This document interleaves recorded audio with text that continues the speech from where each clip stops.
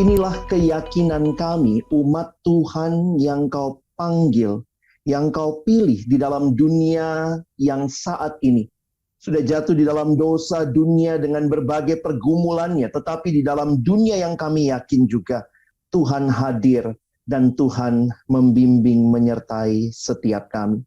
Karena itulah Tuhan, kami rindu ketika kembali hari ini akan membuka firman-Mu, kami mohon bukalah juga hati kami. Jadikanlah hati kami seperti tanah yang baik, supaya ketika benih firman-Mu ditaburkan itu boleh sungguh-sungguh berakar, bertumbuh, dan juga berbuah nyata di dalam hidup kami. Berkati hamba-Mu yang menyampaikan firman, semua kami yang mendengar, Tuhan tolonglah kami, agar kami bukan hanya jadi pendengar-pendengar firman yang setia, tapi mampukan dengan kuasa, dengan pertolongan dari Roh-Mu yang kudus, kami dimampukan menjadi pelaku-pelaku firman-Mu di dalam kehidupan kami, di dalam keseharian kami. Bersabdalah ya Tuhan, kami umat-Mu sedia mendengarnya, di dalam satu nama yang kudus, nama yang berkuasa, nama Tuhan kami Yesus Kristus, Sang Firman yang hidup. Kami menyerahkan pemberitaan firman-Mu malam hari ini. Amin. Shalom, selamat malam Bapak Ibu Saudara sekalian.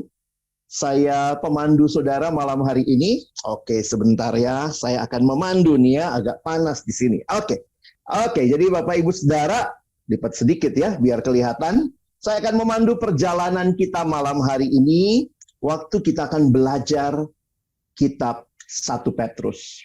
Nah, ini temu teman jelajah. Senang berjumpa dengan Bapak Ibu Saudara yang disebut sebagai penjelajah Alkitab yang sungguh tentunya punya banyak kerinduan untuk kita pelajari bersama malam hari ini.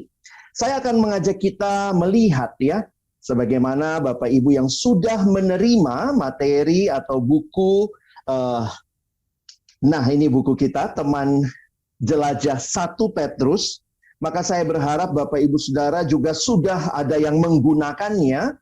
Tapi kalau mungkin belum, maka setelah ini Bapak Ibu akan bisa menggunakan buku ini. Saya sangat diberkati melalui buku-buku seri teman jelajah ini yang juga sudah saya miliki beberapa di dalam persiapan-persiapan penggalian Alkitab maupun juga perenungan pribadi ya. Nah, untuk yang belum kenal, ada yang mengatakan tak kenal maka tak sayang. Sudah kenal sih belum tentu disayang Bapak Ibu ya.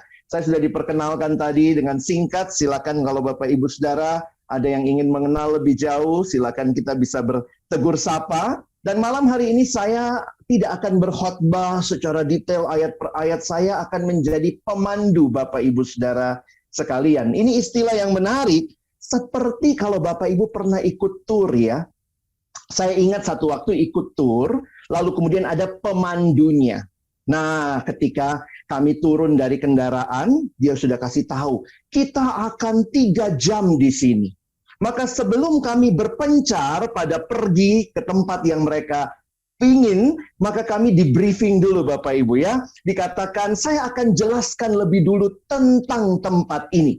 Lalu pemandu itu menjelaskan garis besar dalam apa yang akan kami lihat di sekitar tempat di mana kami saat itu melakukan tur.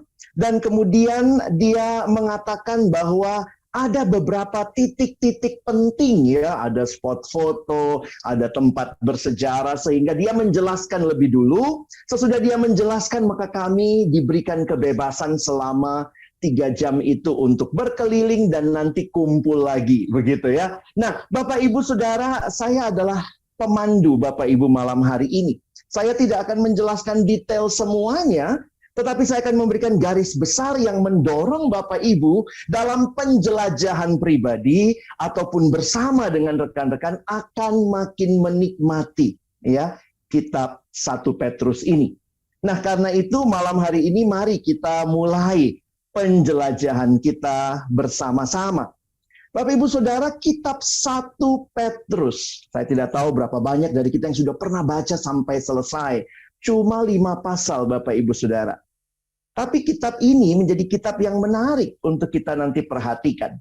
Lazimnya di dalam kitab-kitab yang pada masa itu yang disebut surat, karena ini adalah surat Petrus, itu punya struktur yang umum pada masa itu. Nah ini nih struktur surat Bapak Ibu ya. Bahkan ada bagian pertama, greetings, itu biasanya berisi nama penulis, nama penerima, salam pembuka.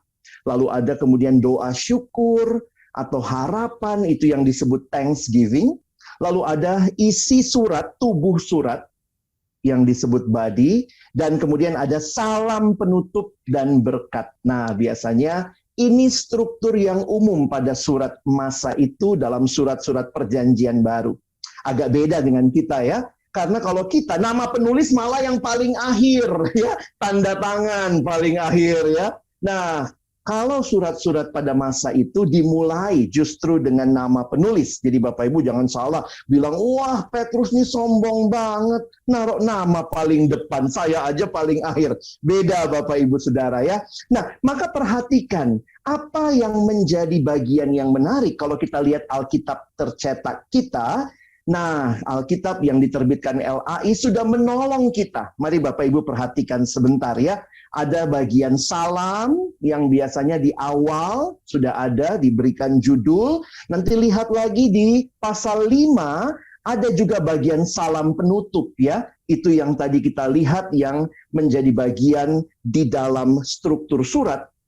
Sementara nanti kalau saya perhatikan ayat 3 ke bawah, itu adalah ucapan syukur, pujian, dan kemudian isi dari surat Petrus ini. Apa yang menarik untuk kita perhatikan? Di beberapa gereja di dalam yang berada di dalam kesulitan, saya membaca bahwa kitab ini seringkali menjadi manual book bagi gereja yang ada di dalam kesulitan. Ternyata dalam satu buku yang saya baca menuliskan bahwa surat Petrus itu menjadi seperti manual book khususnya bagi gereja-gereja yang ada di negara komunis, negara-negara muslim yang sangat menentang kekristenan, bahkan di negara-negara lain yang sulit sekali kekristenan. Maka buku 1 Petrus, surat 1 Petrus ini seperti menjadi manual book. Bahkan beberapa mengatakan ini seperti bahan katekisasi yang kalau dipelajari dari awal sampai akhir memberikan dari awal hidup Kristen. Seperti apa? Hidup yang diselamatkan, hidup yang dikuduskan, hidup yang mengalami penderitaan, dan hidup yang akhirnya akan berkemenangan bersama Tuhan. Sehingga Bapak Ibu Saudara waktu mempelajari kitab ini, wah bagus juga ya kalau kita dalam waktu ber-PA pribadi atau bersama dengan rekan-rekan, beberapa bagian kitab ini, surat ini menjawab pergumulan-pergumulan kehidupan sehari-hari. Karena itu kalau Bapak Ibu perhatikan, maka ini bukan hanya bicara tentang doktrin, tetapi juga ada aplikasi hidup praktis yang dibagikan di dalam bagian ini. Nah, saya bersyukur sekali lagi buku Teman Jelajah ODB yang sudah menerbitkan, dan ini menjadi bagian yang Bapak Ibu bisa pelajari bersama. Saya coba lihat ada bagian awal, ini saya langsung screenshot dari bukunya ya. Menarik sekali, ini tinjauan umumnya bahwa penulis surat ini adalah Rasul Petrus. Nah, Rasul Petrus menulis kira-kira pada awal tahun 60-an Masehi, sekitar 30 tahun setelah kematian dan kebangkitan Kristus.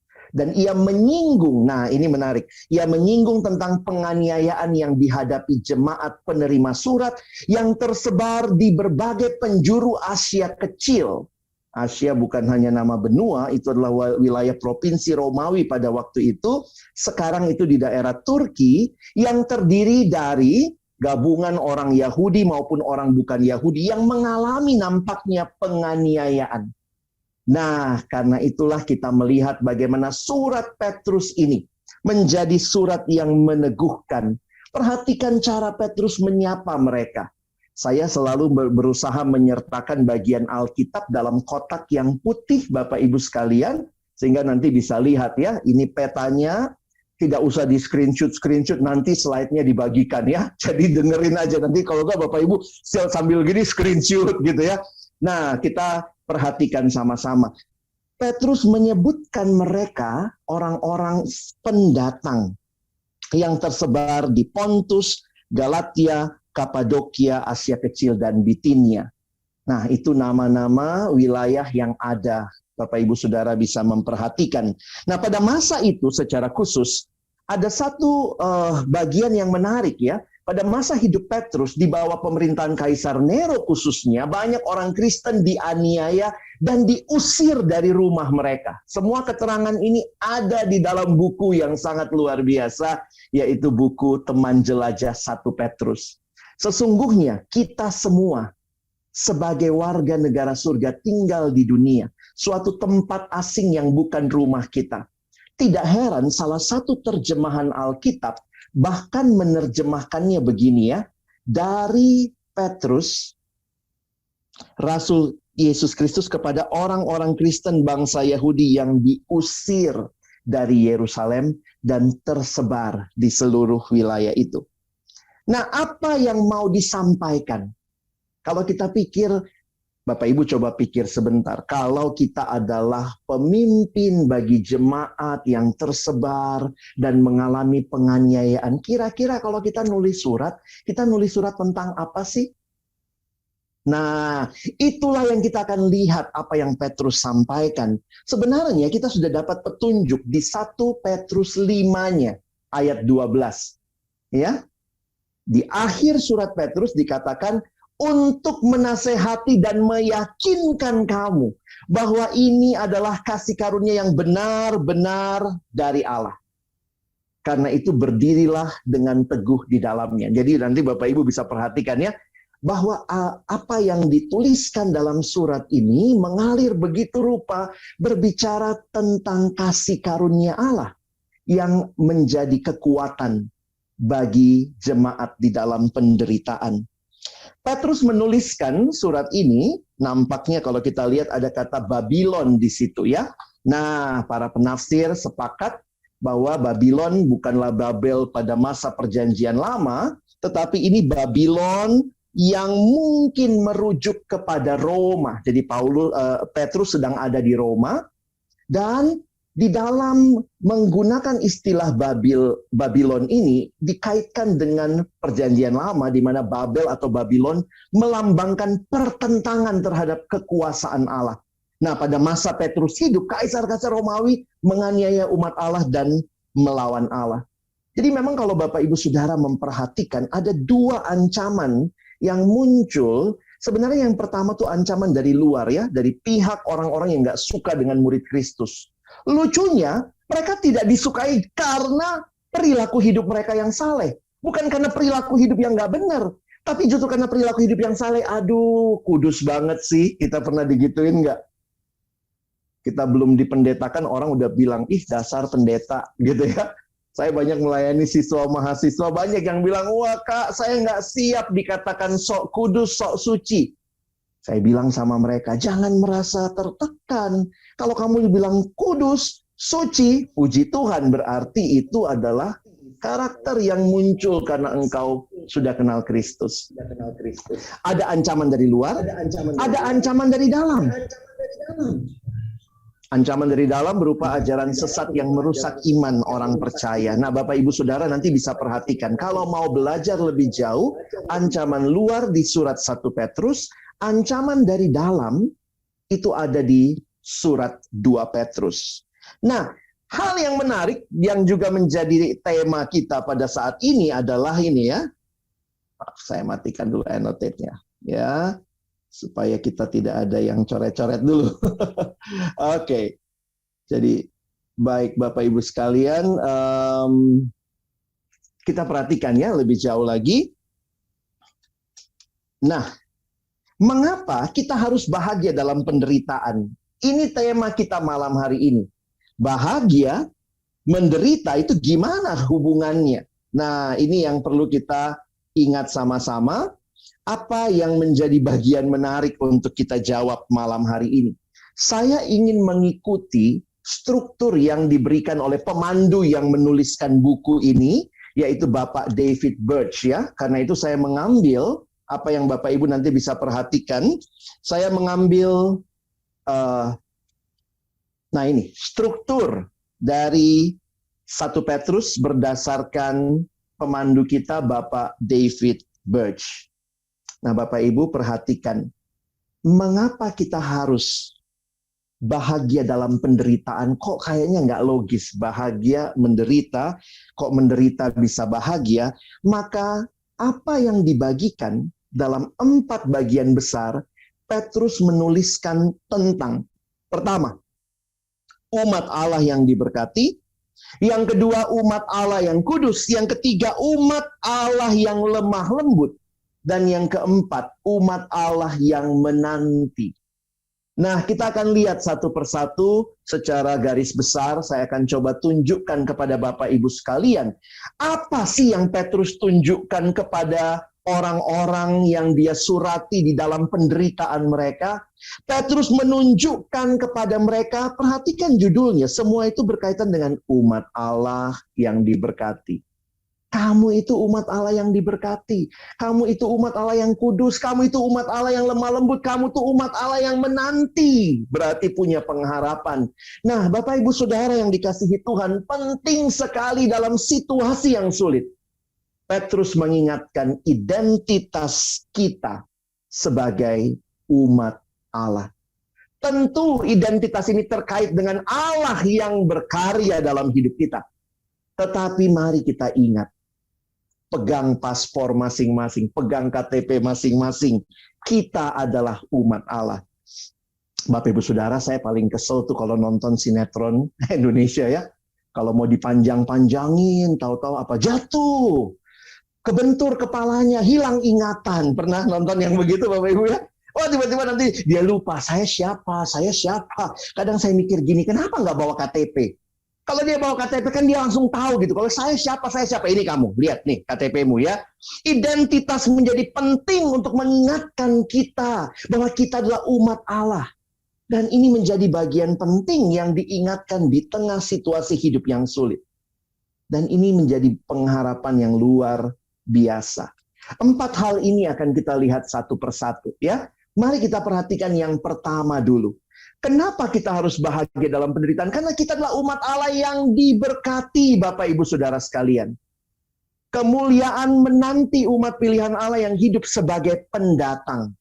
Nah, kalau kita nanti, saya tidak baca ayatnya satu persatu ya, Bapak Ibu nanti perhatikan ya. Saya selalu menampilkan ayatnya sebisa mungkin di kotak yang berwarna putih. Jangan lupa semua ini akan dibagikan, jadi Bapak Ibu tidak perlu screenshot, silakan ikuti saja. Perhatikan yang saya beri warna. Apa artinya umat pilihan Allah? Petrus memilih kata-kata dari praktek perjanjian lama. Perhatikan dia menggunakan kata dikuduskan, dijadikan suci, dan menerima percikan darahnya. Kalau Bapak Ibu Saudara memperhatikan perjanjian lama, ada ritual-ritual termasuk ritual pengudusan, memercikkan darah, dan seterusnya. Inilah orang-orang yang disurati oleh Petrus. Perhatikan ini ayat 2 ya. Ketika dia katakan kepada orang-orang pendatang, siapa mereka? Yaitu orang-orang yang dipilih sesuai dengan rencana Allah, yang dikuduskan oleh Roh. Nah, Bapak Ibu Saudara perhatikan ya. Ini bukan hanya berkaitan dengan perjanjian lama. Lihat, sekarang saya beri warna yang berbeda. Ini berkaitan juga dengan bahasa perjanjian baru tentang Allah Tritunggal. Bapa, Roh, Yesus Kristus. Ketiga pribadi Allah, Bapa, Anak, dan Roh Kudus, masing-masing maupun bersama-sama bertanggung jawab atas status kita yang kudus sebagai umat pilihan Allah. Bapak Ibu Saudara, bukan kita yang memilih Allah, Allah yang memilih kita. Keselamatan kita bukan apa yang kita lakukan bagi Allah, tetapi apa yang Allah lakukan bagi kita. Karena itu kalau Bapak Ibu Saudara di tengah-tengah situasi yang sulit seperti yang dialami jemaat ini, maka ini jadi sebuah penguatan yang luar biasa. Nah, buku Teman Jelajah ini saya senang sekali karena ada bagian-bagian yang insightful sekali. Memberikan beberapa perenungan yang kadang saya nggak pernah kepikir Bapak Ibu sekalian ya. Nah, kalau yang sudah pernah pakai tentu setuju dengan saya, maka saya langsung screenshot di situ ya. Pertanyaan ini bagi saya menarik. Seberapa sadarkah Anda akan karya Bapa dan Anak dan Roh Kudus bagi Anda? Allah Tritunggal yang kita sembah telah menyediakan jalan bagi kita untuk menikmati realitas-realitas kasih karunia dan damai sejahtera yang ajaib. Nah ya, itu ada kasih karunia di ayat 2, damai sejahtera. Ini baru bahas satu ayat aja, udah luar biasa Bapak Ibu ya. Nah, bukan dalam takaran kecil, karena lihat doanya Petrus, makin melimpah atas kamu. Allah bukan hanya Allah yang berkarya di awal keselamatan, tapi hingga hari ini. Tidak heran di ayat 3, waduh baru 3 ayat pasal 1 lagi ya. Petrus memberikan pujian kepada siapa? Pujiannya kepada Allah yang sekarang kita kenal sebagai Bapa kita. Melalui karya nyata anaknya Tuhan kita Yesus Kristus. Bapak Ibu bisa lihat langsung ayatnya ya. Jadi baru 2 ayat di atas kepada siapa dia menulis dan kemudian dia katakan, terpujilah Allah dan Bapa Tuhan kita Yesus Kristus. Nah ini Bapak Ibu menarik untuk kita lanjutkan ya. Saya langsung pakai penjelasan yang diberikan. Serangkaian berkat yang tercantum di ayat 3-5 mengingatkan bahwa semua ini bukan dimulai karena kita layak. Tetapi dimulai karena rahmat Bapa yang besar.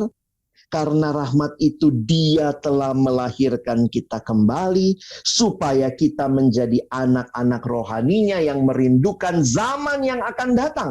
Untuk itulah kita memiliki hidup yang penuh pengharapan. Ini semua ayat 3 yang begitu kuat menyatukan kita dengan Dia yang hidup. Tuhan yang bangkit, yang telah mendahului kita dan menopang kita dan berjanji akan kembali untuk kita. Bapak Ibu, kalau diawali surat seperti ini, diingatkan lagi identitasnya, maka kemudian kita lihat lagi ya. Nah, buku Teman Jelajah ini juga secara khusus ada aplikasi ya, jadi bukan cuma penggalian Alkitab, tapi relevan sekali. Di dalam buku ini dituliskan, bisnis kita bisa gagal. Ini kan pergumulan hidup, mungkin beda dengan umat Allah di 2000 tahun lalu ya, tapi sekarang bisnis kita mungkin gagal, orang lain dapat mengecewakan kita, keuangan kita mungkin pas-pasan, dan kesehatan kita bisa jadi memburuk. Tetapi seperti yang diajarkan Yesus kepada Petrus, ngengat dan karat tidak dapat merusak harta kita di surga. Karena itulah diingatkan di ayat yang keempat, harta kita di sana. Dan itu harta yang tidak dapat binasa, tidak dapat cemar, tidak dapat layu, tidak ada yang dapat merusak apa yang dipelihara Allah bagi kita. Bapak Ibu diingatkan akan pengharapan yang kekal. Bahwa pengharapan itu bukan sesuatu yang sekadar impian kosong. Tetapi kita satu waktu akan bersama dengan Allah. Dan itulah yang membuat kita bisa melangkah melihat bagian selanjutnya. Kalau begitu indah semua yang Tuhan karyakan, lalu bagaimana kalau iman kita goyah? Firman Tuhan telah menyatakan sesuatu yang jauh lebih baik bagi kita. Bukan kita yang menentukan tempat kita bersama Dia. Kita yang justru diselamatkan oleh kasih karunia-Nya. Kita juga bertekun oleh kasih karunia-Nya. Tuhan menopang kita. Ini adalah rencananya bagi hidup kita. Karena itu ayat yang kelima, kalau Bapak Ibu Saudara perhatikan, ini memberikan keyakinan, bukan kekuatan kita yang akan melindungi kita dalam situasi yang sulit. Melainkan kekuatan Allah. Perhatikan ayat 5, kita dipelihara dalam kekuatan Allah. Sementara kamu menantikan keselamatan yang telah tersedia untuk dinyatakan pada zaman akhir.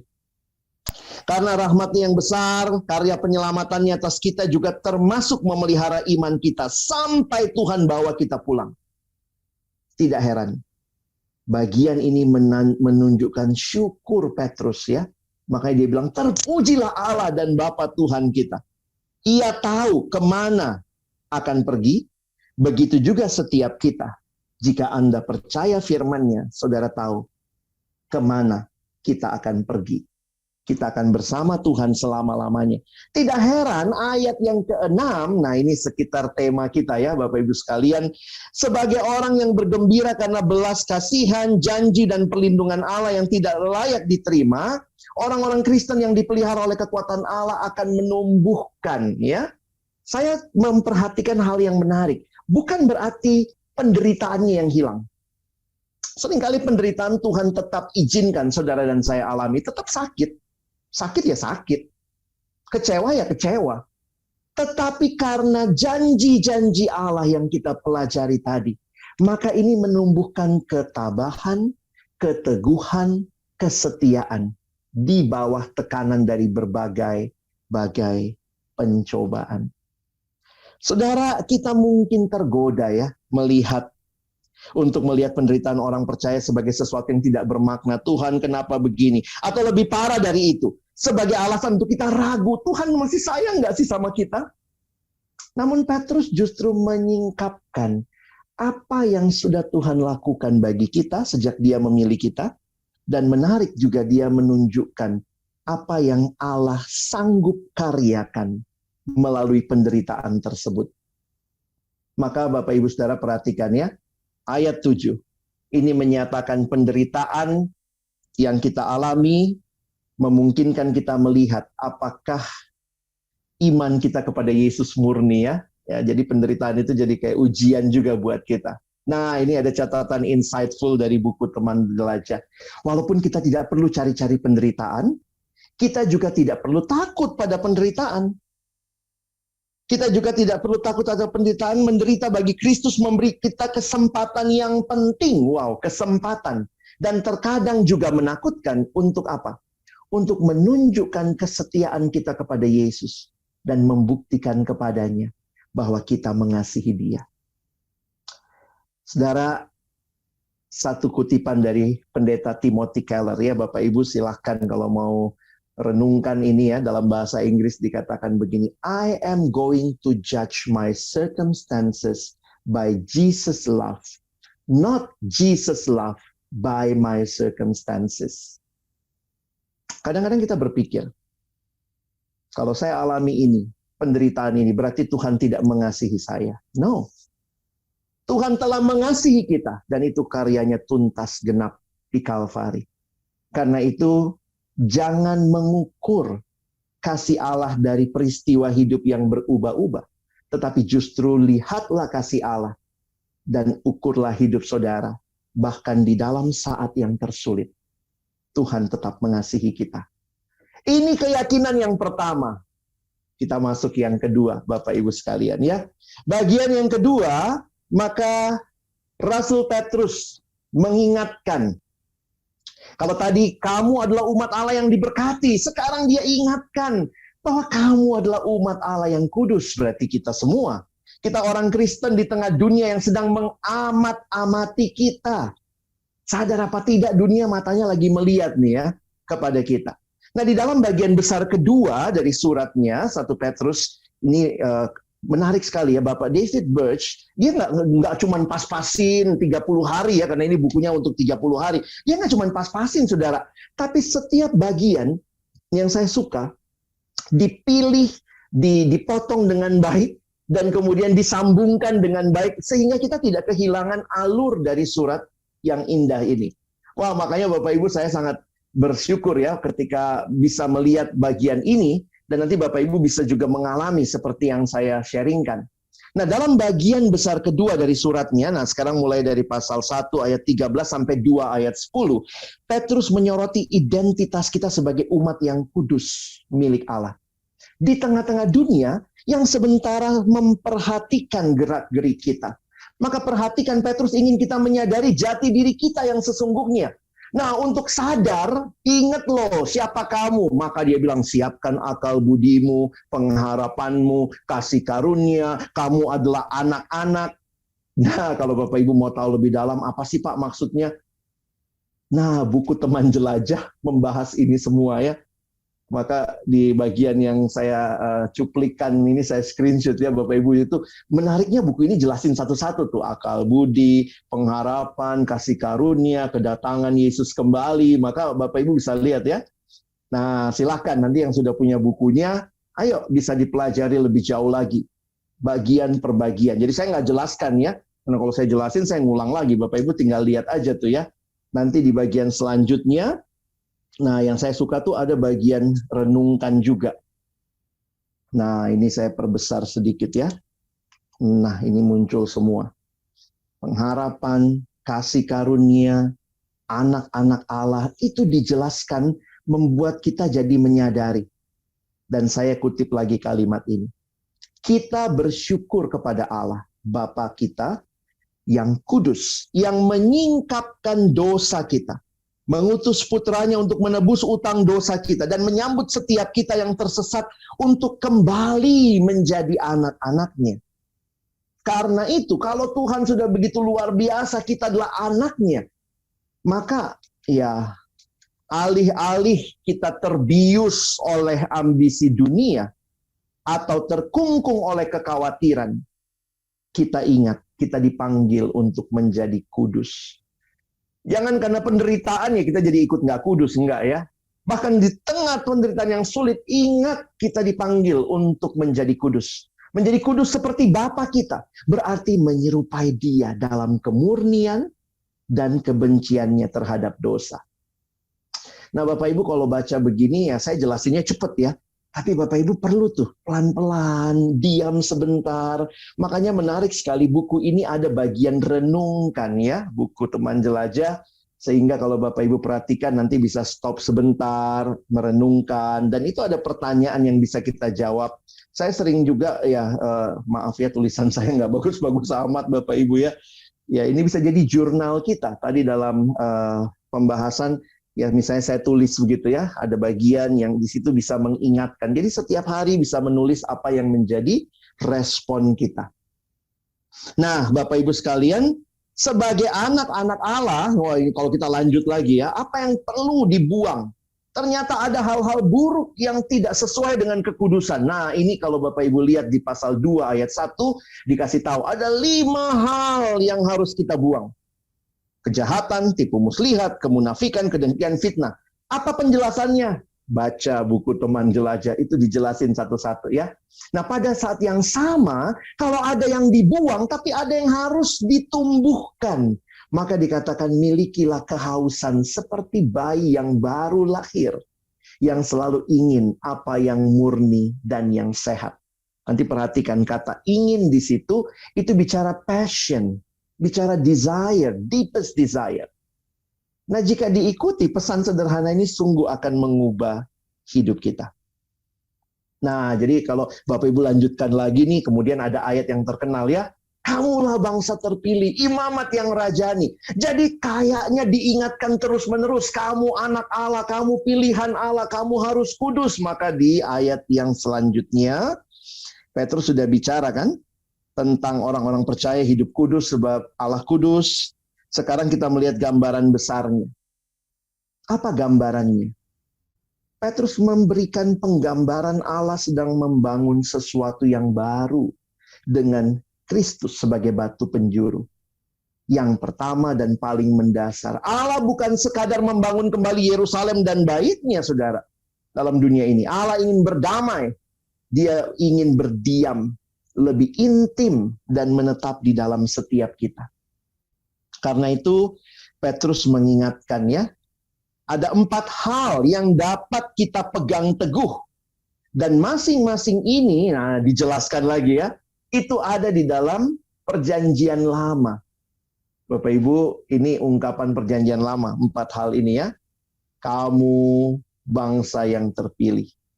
Imamat yang rajani. Bangsa yang kudus. Umat kepunyaan Allah sendiri. Jadi sekali lagi ini memberikan kesimpulan buat kita ya. Apapun pekerjaan saudara. Atau situasi hidup saudara, Allah adalah Allah yang berkarya dan memberikan Anda tujuan yang pasti. Karena itu biarlah rasa syukur dalam hati Anda itu meluap kepada dunia sehingga Anda rindu membagikan kebesaran, belas kasihan Allah yang telah membawa Anda keluar dari kegelapan kepada terang. Bukankah itu yang dituliskan di sini ya? Untuk supaya kamu memberitakan perbuatan-perbuatan yang besar dari Dia.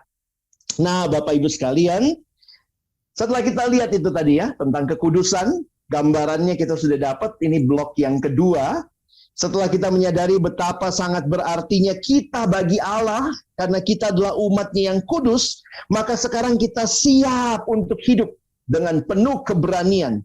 di tengah-tengah dunia yang bisa jadi nggak suka, bahkan mungkin akan menyakiti kita. Karena itu bagian selanjutnya. Nah, saya ditolong lagi sama buku Teman Jelajah. Namanya juga dia memandu kita ya. Dapat kita beri judul. Mulai 2 ayat 11, umat Allah yang lemah lembut, mempercayakan diri kepada Allah, sambil tetap berbuat baik. Nah Bapak Ibu, saya nggak bisa menjelaskan semuanya. Aduh, saya waktu baca surat ini indah sekali.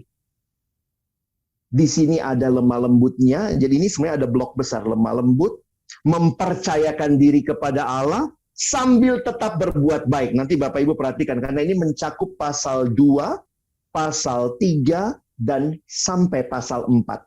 Oke? Jadi saya harap Bapak Ibu bisa nanti memahami, waktu membaca, bisa lihat judul ini seperti merangkum apa yang dituliskan. Nah, makanya kita lihat bagian yang ketiga ini adalah umat Allah yang lemah lembut. Oke? Nah, mengapa sekarang ini Petrus masuk kepada perilaku hidup?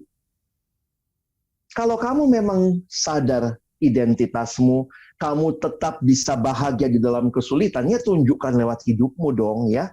Bapak Ibu jangan cuma bilang, iya Tuhan nggak apa-apa saya menderita, saya menerima, saya bergembira, tapi terus-menerus mengeluh, hidupnya nggak kelihatan apa-apa, berhenti berbuat baik, terus meratapi diri. Nah ini nih yang Petrus sedang sampaikan. Kamu itu umat Allah yang lemah lembut, dan kelemah lembutan itu, kita lihat aja ya penjelasannya ya. Nah mari Bapak Ibu lihat. Umat Kristen yang teraniaya pada zaman Petrus, kemungkinan besar karena mereka juga minoritas secara jumlah, tidak punya hak suara dalam masyarakat mereka. Jadi boro-boro didengerin. Karena itu Petrus menekankan pentingnya, nah ini saya katakan tadi, tindakan mereka. Karena tindakan itulah yang akan berbicara atas nama mereka ketika mereka diperlakukan dengan tidak adil. Kadang-kadang suara mereka nggak kedengeran. Tapi apa yang mereka lakukan, tindakan. Maka dituliskan di sini, Allah berkarya lewat ketidakadilan yang terjadi justru untuk menyampaikan Injil melalui umatnya yang setia dan lemah lembut. Kenapa setia dan lemah lembut? Sebenarnya kalau Bapak Ibu baca di blog tadi ya, nah saya lanjutkan nih, itu ada kalimat-kalimat ini. Coba lihat ya, kelemah lembutan itu membutuhkan kekuatan untuk rela menundukkan diri. Jadi orang yang lemah lembut itu sebenarnya ya rela menundukkan diri dan merendahkan hati, dan itu dicontohkan oleh Kristus. Karena itu kalau Bapak Ibu perhatikan, beberapa kali referensi Petrus itu kepada Yesus, bukan kematiannya. Tetapi apa? Tetapi kepada penderitaannya, bagaimana sikap Yesus waktu menghadapi penderitaan, itu sikap yang dia harapkan menjadi sikap orang percaya yang mengaku anak-anak Allah, murid-murid Yesus. Nah, maka kalau kita perhatikan di ayat-ayat itu, Petrus ini praktis sekali ya. Dia memberikan contoh penerapan. Jadi ya kita senang dengar khotbah yang ada ilustrasinya ya, ada penerapannya. Nah, jadi bukan cuma teori, kamu harus begini-begini. Kayak apa sih? Maka Petrus kasih contoh. Bagaimana penerapan dalam 4 area otoritas yang dapat membuat hidup umat Kristen bergumul. Ini biasa orang bergumul di wilayah apa? Nah, karena mereka waktu itu ditekan oleh penguasa, maka mungkin yang mereka hadapi adalah bagaimana tunduk sama raja atau wali negeri yang nggak berpihak kepada mereka. Lalu nanti pasal 2 ayat 18 sampai 20 itu dalam kaitan dengan tuan, ya. Karena mungkin juga ada budak-budak yang jadi Kristen, lalu kemudian bagaimana kepada tuan mereka, tunduk kepada tuan yang bengis, nggak gampang. Berikutnya sama suami. Suami juga, ini nih penting ya. Nanti suami-suami juga belajar untuk, karena begini, beberapa konteksnya nampaknya istri-istri ada yang sulit tunduk kepada suami juga. Apalagi kalau ternyata suaminya belum percaya, sementara istrinya sudah percaya ya. Dan akhirnya nanti dituliskan juga mengenai penundukan satu sama lain dan dunia pada umumnya. Nah, nanti Bapak Ibu baca lagi dalam penjelasannya. Tapi saya mau kasih beberapa hints, ya. Perhatikan ayat-ayatnya, mulai pasal 2 ayat 13 sampai pasal 4 ayat 11, itu muncul ya. Kalau kita perhatikan kata tunduk. Kita lihat ayat 13, dalam realita dengan lembaga manusia, pemerintah, kuasa tertinggi, kalimatnya apa? Tunduklah.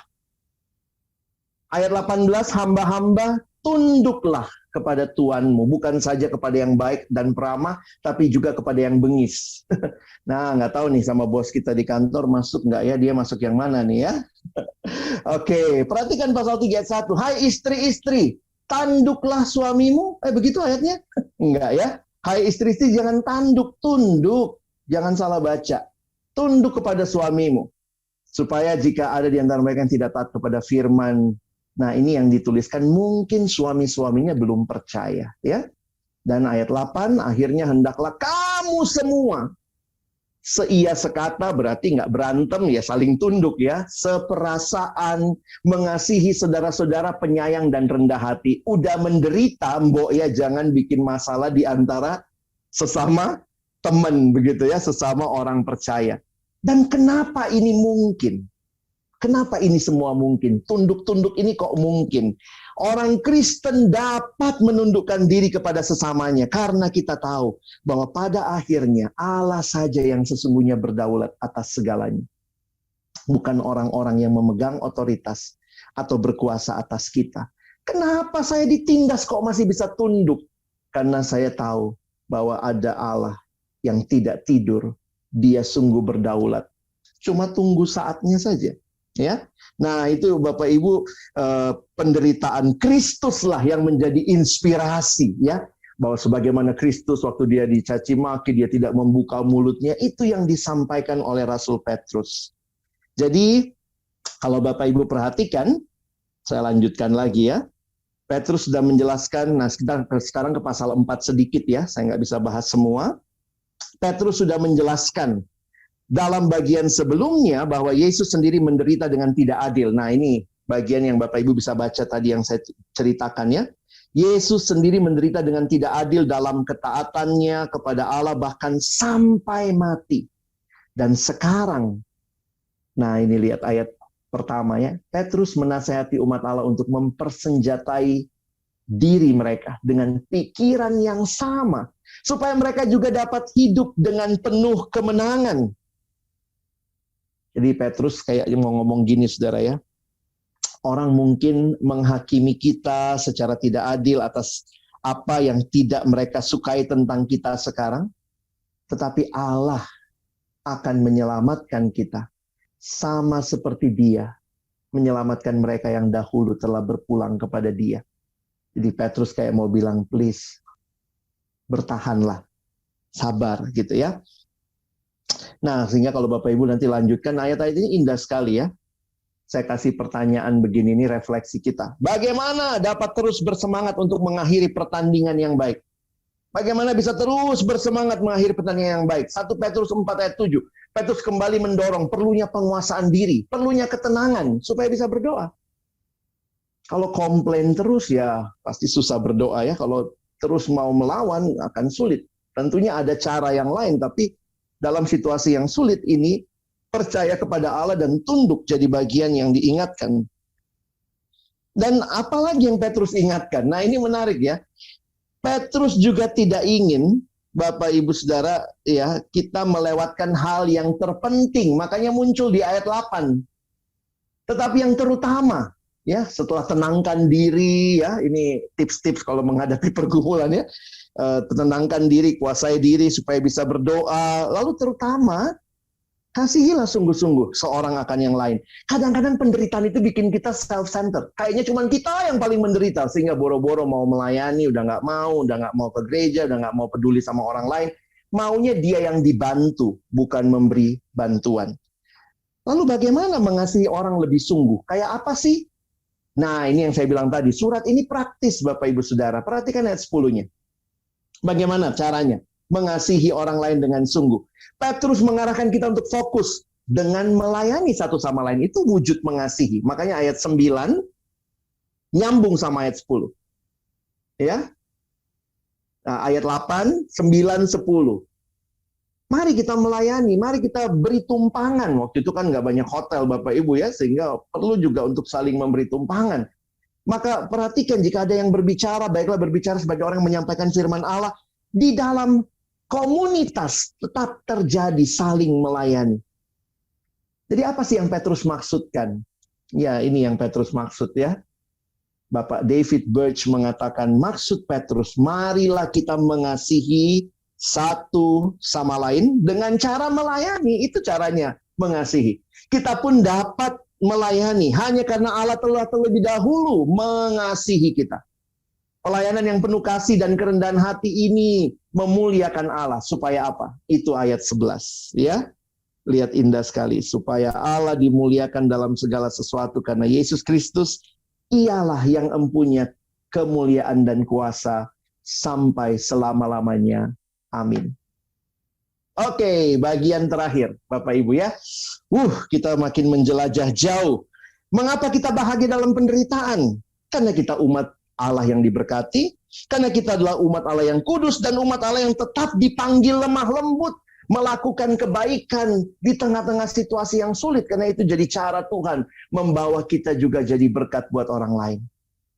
Tapi kita juga diminta jadi umat Allah yang menanti. Nah, ini ada sedikit kaitan dengan pemimpin-pemimpin jemaat. Gembala-gembala yang setia melayani, kawanan yang sederhana. Ya. Nah, Bapak Ibu, Petrus menolong kita untuk melihat bahwa gereja-gereja kita di bawah pimpinan para gembala yang setia, bukan gembala sembarangan ya, gembala yang setia menjadi cara Tuhan Yesus untuk juga membawa kita kembali ke rumahnya yang kekal.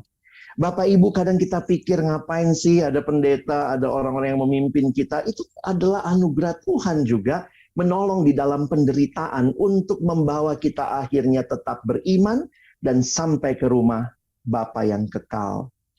Nah, saya pakai topi lain dulu ya. Pas topinya, 1 Petrus. Saya ingat-ingat tadi, ternyata saya pernah dikasih topi 1 Petrus, Bapak Ibu ya. 1 Petrus 2 lagi. Aduh, ini beban menarik buat kita ya. Ayo Bapak Ibu pemimpin jemaat, kita semua sebenarnya adalah pemimpin bagi paling tidak keluarga kita, orang-orang di sekitar kita ya. Petrus yang pernah menyangkal Yesus, sekarang menjadi rasul yang bahkan tidak menganggap kerasulannya sebagai sesuatu yang berotoritas yang perlu dia lakukan, memaksa orang melakukan sesuatu. Perhatikan pasal 5 ayat 1, dia sangat rendah hati. Dituliskan apa? Aku menasehatkan para penatua di antara kamu, aku sebagai teman penatua dan saksi penderitaan Kristus, yang juga akan mendapat bagian dalam kemuliaan yang akan dinyatakan kelak. Di tengah-tengah pergumulan, kesulitan, penderitaan, maka diingatkan bahwa setiap pemimpin jemaat harus menggembalakan kawanan domba Allah yang ada padamu. Ingat topi saya Bapak Ibu ya. 1 Petrus 5 ayat 2. Gembalakanlah kawanan domba Allah yang ada padamu. Jangan dengan paksa, tapi dengan sukarela sesuai dengan kehendak Allah. Jangan karena mau mencari keuntungan, tetapi dengan pengabdian diri. Jangan kamu berbuat seolah-olah kamu mau memerintah atas mereka yang dipercayakan kepadamu. Tapi hendaklah kamu menjadi teladan bagi kawanan domba itu. Maka ayat 4, maka kamu, apabila gembala agung datang, kamu akan menerima mahkota kemuliaan yang tidak dapat layu. Nah, Bapak David Birch kasih aplikasi menarik ya. Kalau kita gembala ya silahkan ya, kita refleksikan, sudahkah saya jadi gembala yang seperti ini ya. Bukan seolah-olah mau memerintah, tapi benar-benar menggembalakan. Bapak David Birch bilang ini sebenarnya jadi seperti apa ya, kriteria cari hamba Tuhan ya. Lihat deh kalimatnya, dia bilang gini nih. Pesan ini tidak hanya ditujukan kepada para pendeta, penatua, dan pemimpin jemaat, tetapi juga berguna buat gereja ya. Jadi Bapak Ibu jemaat juga ya, agar dalam penunjukan pendeta dan penatua, jemaat tahu apa yang dituntut dari kitab suci. Jadi gembala itu kayak apa gitu ya. Nah kayak begitu ya. Jadi jangan cuma bicara, wah gembala tuh orang-orang yang kayaknya sekedar lulusan sekolah teologi ya. Kita berdoa agar kiranya juga ada orang yang punya hati gembala. Gereja perlu mencari hamba-hamba Tuhan yang penuh kasih, rela berkorban, mengarahkan jemaat kepada Sang Gembala yang baik, dan Injil kasih karunia-Nya yang mulia. Lanjut ya Bapak Ibu ya. Pasal 5 ayat yang kelima. Setelah penatua dinasehati untuk menggembalakan kawanan domba Allah, sebenarnya kata kuncinya itu kerendahan hati ya. Maka Petrus melanjutkan menasehati orang-orang muda. Ini orang-orang yang kadang-kadang susah rendah hati ya. Apalagi kalau dia ngerasa dia benar gitu ya. Orang muda untuk memiliki kerendahan hati dan tetap mereka harus tunduk kepada yang tua. Pasti kita punya cara untuk bicara sama yang tua ya.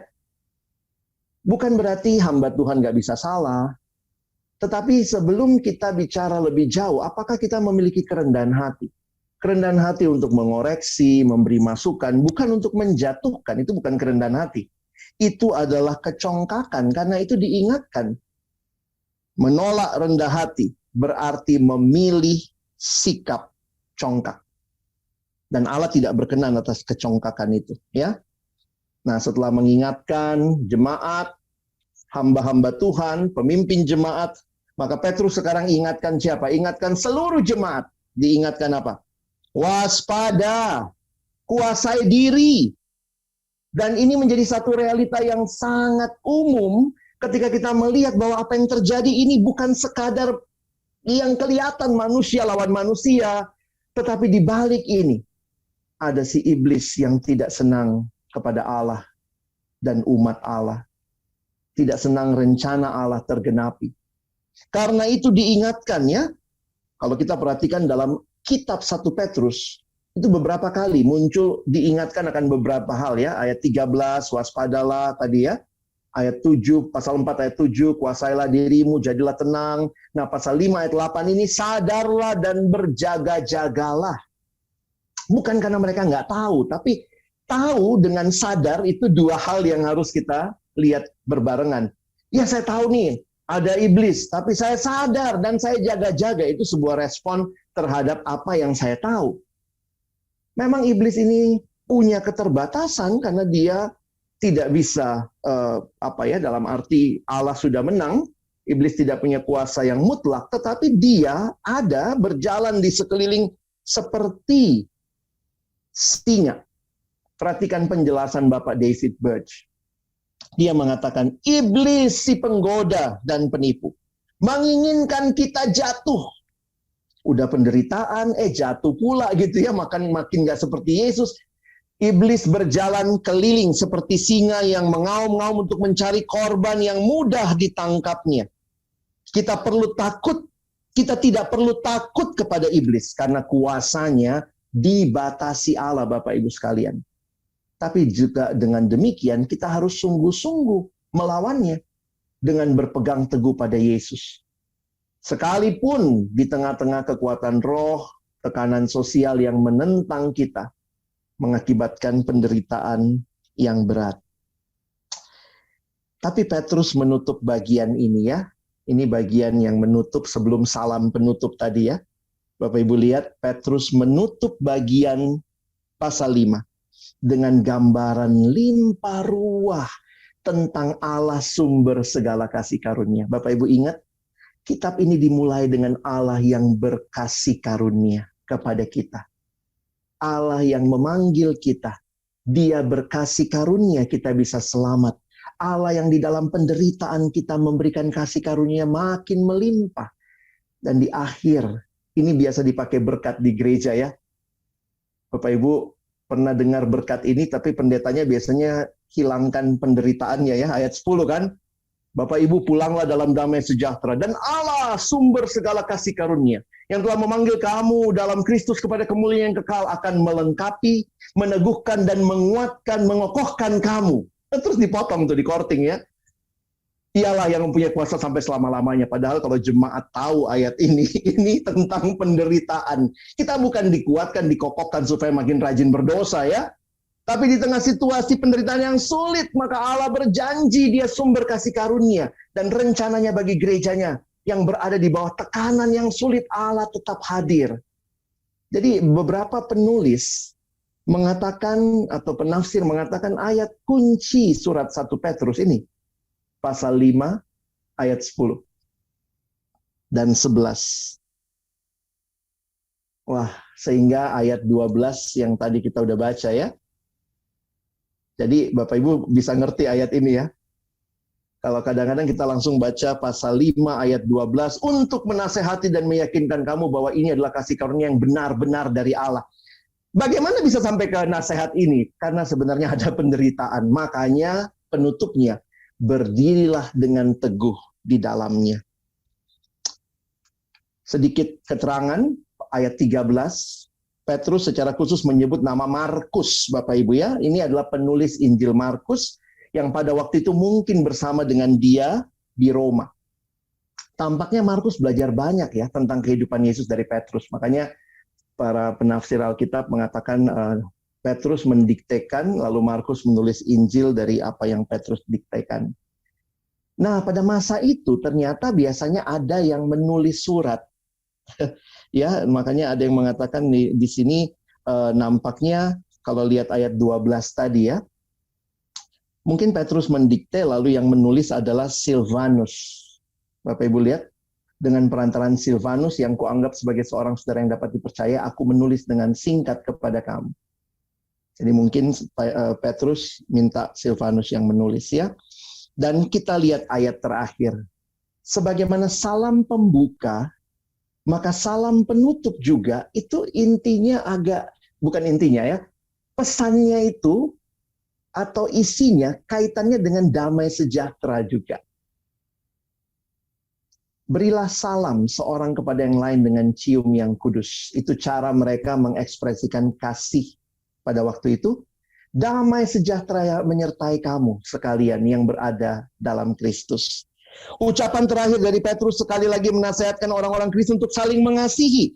Dan ia berdoa agar damai sejahtera Allah menyertai mereka. Bapak Ibu Saudara, mengapa kita harus bahagia dalam penderitaan? Saya sempat bilang sama panitia ya, kemarin teman jelajahnya Ayub, penderitaan. Kali ini 1 Petrus penderitaan juga ya. Bapak Ibu, saya nggak tahu apa yang akan Tuhan izinkan gerejanya hadapi di masa depan. Tapi ini bukan pengalaman baru. Gereja sudah sepanjang zaman mengalami tantangan dari luar. Yang dibalik itu semua kita meyakini sebenarnya ada kuasa si jahat yang tidak senang ketika anak-anak Tuhan hidup di dalam Tuhan. Tetapi kita diingatkan, kita adalah umat Allah yang diberkati. Kita umat Allah yang kudus. Kita umat Allah yang lemah lembut, terus berbuat baik, terus percaya pada Allah. Dan kita umat Allah yang menanti. Dan di dalamnya ada peran gembala, ada peran orang muda, ada peran semua kita untuk saling merendahkan diri. Menarik sekali David Birch. Sebenarnya ini di awal ya, tapi saya pikir ini bagus untuk saya pakai menutup sesi kita malam ini. Dia menuliskan begini, saudara. Dengan demikian, jadi relevansinya 1 Petrus itu bukan cuma buat mereka yang tersebar ya, para pendatang orang asing. Dengan demikian, 1 Petrus menjadi penghiburan yang menguatkan jemaat Tuhan yang teraniaya saat itu, dan juga menjadi pertolongan bagi kita semua, yang mungkin dalam satu tahap hidup kita pun mengalami pergumulan karena iman kita kepada Kristus. Surat ini memperkaya seluruh umat Allah dengan mengarahkan pandangan kita kepada tempat kediaman kita yang sesungguhnya. Kitab ini menginspirasi kita dengan kasih karunia Allah dan rancangan-rancangannya yang agung bagi kita. Sehingga kita melihat nilai dari kesetiaan kita untuk terus maju seperti anaknya. Kehidupan yang kudus, kehidupan kita yang kudus dan semakin menyerupai Kristus akan menarik perhatian dunia yang sedang mengamat-amati kita ya. Dan seandainya pun kita harus menanggung penderitaan yang tidak selayaknya kita terima, Allah akan memuliakan dirinya melalui kita dan tidak lama lagi menuntun kita ke tempat kediaman yang kekal. Bapak Ibu, penderitaan yang kita bicarakan bukan penderitaan karena salah sendiri ya. Saya telat bangun, maka telat ke kantor, maka saya bilang, oh ini penderitaan karena Kristus. Oh enggak, itu karena salah sendiri ya. Tapi penderitaan karena nama Tuhan, karena kita mau setia kepada firman Tuhan, karena kita mau taat kepada Dia. Ketika itu menimpa kita, termasuk juga pergumulan-pergumulan kehidupan yang Tuhan izinkan, kita telah diberikan manualnya.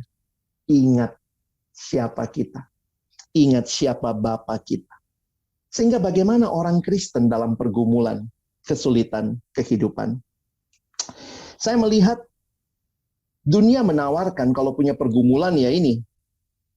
Ada dua kemungkinan, jadi optimis, oh tidak ada penderitaan, itu mah menyangkali realita. Atau bahkan pesimis, emang nih aduh susah banget nih hidup, aduh susah banget. Sebenarnya bukan ini sikap Alkitabiah. Bukan optimisme manusia, bukan pesimisme manusia, tetapi waktu saya pelajari bahwa sebenarnya yang Tuhan mau dari kita adalah kita punya realisme yang berpengharapan. Maksudnya apa? Ya real aja, realistis. Penderitaan ada, jangan bilang nggak ada. Tetapi di tengah penderitaan kita bisa bersuka cita, kita bisa bergembira karena kita punya pengharapan. Sehingga bukan berarti kita menyangkal sakit. Kalau kita ngalamin sakit, oh ini nggak sakit, oh ini nggak sakit. Yesus mengalami semua penderitaan yang kepada tubuh fisiknya juga.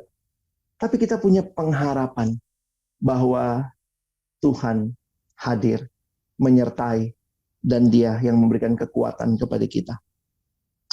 Saya tutup dengan kalimat dari pendeta John Stott dalam bukunya waktu bicara tentang hal ini. Dan saya pikir ini yang orang Kristen perlu miliki. What we need is neither the easy optimism of the humanist nor the dark pessimism of the cynic, but the radical realism of the Bible. Dan itu adalah realisme yang berpengharapan, hopeful realism. Kita bukan menjadi dunia yang optimis, seolah-olah tidak ada penderitaan, atau pesimis, kayaknya penderitaan nggak bisa diapa-apain lagi. Tapi kita real penderitaan, tapi saya punya visi bahwa Allah hadir. Dan Dia sudah memilih kita, Dia sedang membentuk kita. Bapak Ibu Saudara, kiranya firman Tuhan malam hari ini menolong kita makin memahami, makin disiapkan dalam semua pergumulan yang kita alami. Ingatlah Tuhan hadir dan Dia tidak meninggalkan kita. Karena itulah kita punya pengharapan yang kekal. Amin.